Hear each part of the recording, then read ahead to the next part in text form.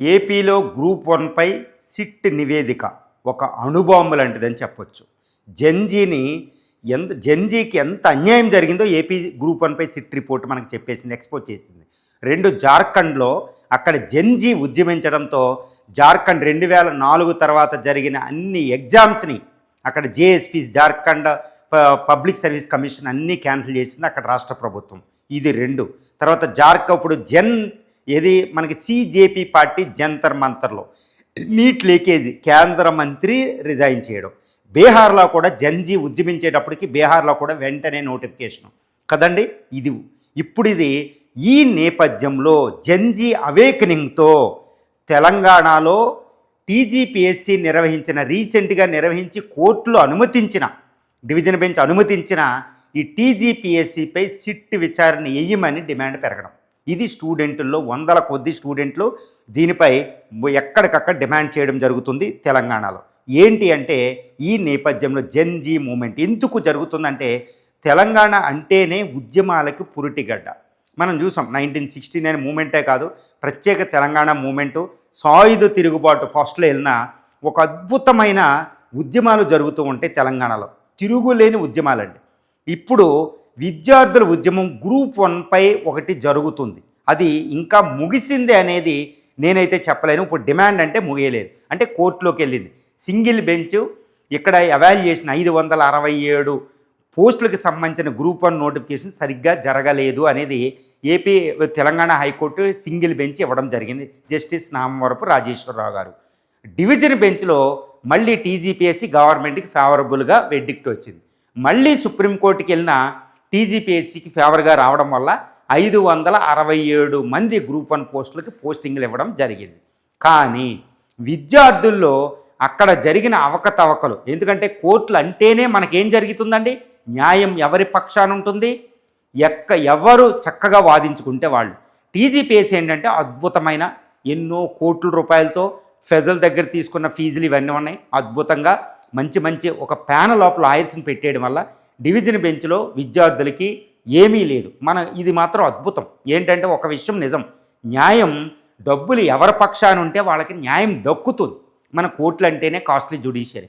So విద్యార్థులు, పేద తెలంగాణ విద్యార్థులు భరించలేకపోయారు, చాలా కష్టమైపోయింది. ఎంటైర్ గవర్నమెంట్ సిస్టమ్కే వ్యతిరేకంగా వాళ్ళు పోరాడవలసి వచ్చింది గ్రూప్ 1 మీద. So division bench supreme court of ఇండియాలో తెలంగాణ గ్రూప్ 1 నోటిఫికేషన్ 567 పోస్టులకు సంబంధించిన వివాదాల్లో స్టూడెంట్ల మీద టీజీపీఎస్సీ గెలవడం జరిగింది, వాళ్ళ ప్యానల్ లాయర్స్. కానీ స్టూడెంట్లో ఒక నిర్వేదం, ఒక రకమైన డిస్కంటెంటిజం, అసంతృప్తి. అరే ఎంత ప్రిపేర్ అవుతున్నా 5 రూపాయలు మిలుస్తని ఈ అశోక్ నగర్లో, ఆ దిల్సుఖ్ నగర్లో ఏంటి ఈ పరిస్థితి అని చాలా విపత్కర పరిస్థితుల్లో పడిపోయారు. ఎన్నో ఆత్మహత్యలు కూడా జరిగినాయి. జరగలేదని ఎవరైనా చెప్పమానండి, ఆత్మహత్యలు అంతకుముందు జరిగినాయి, ఇప్పుడు జరుగుతూనే ఉన్నాయి. ఏం జరుగుతుందో తెలియని పరిస్థితి, ఒక Nirvedam.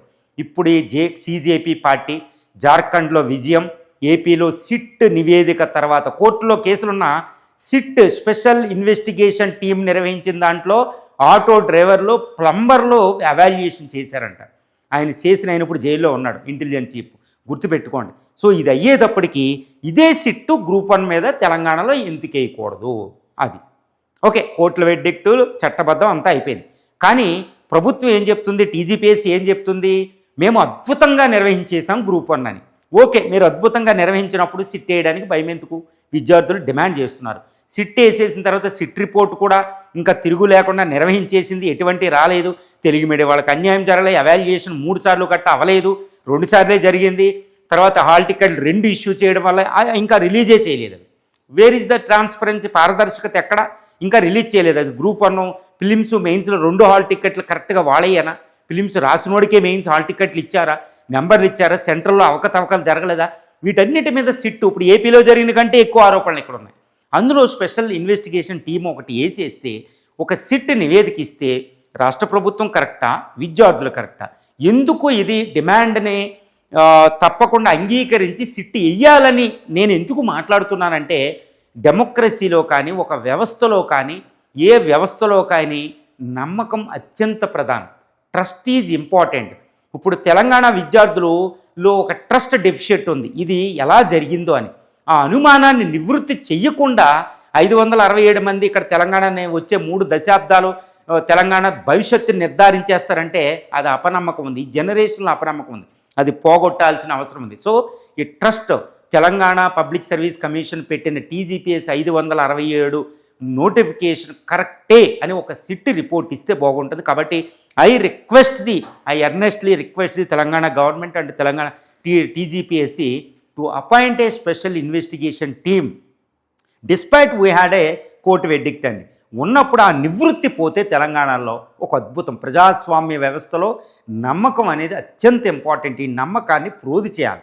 We should re-establish the trust in the TGPSC. We should re-establish the trust in the ఈ యొక్క గవర్నెన్స్ సిస్టమ్ అనమాట. కాబట్టి ఏపీ లాగా ఒక సిట్టి ఎందుకు వేయకూడదు? This is what the demand from this millions of the Telangana unemployed youth now.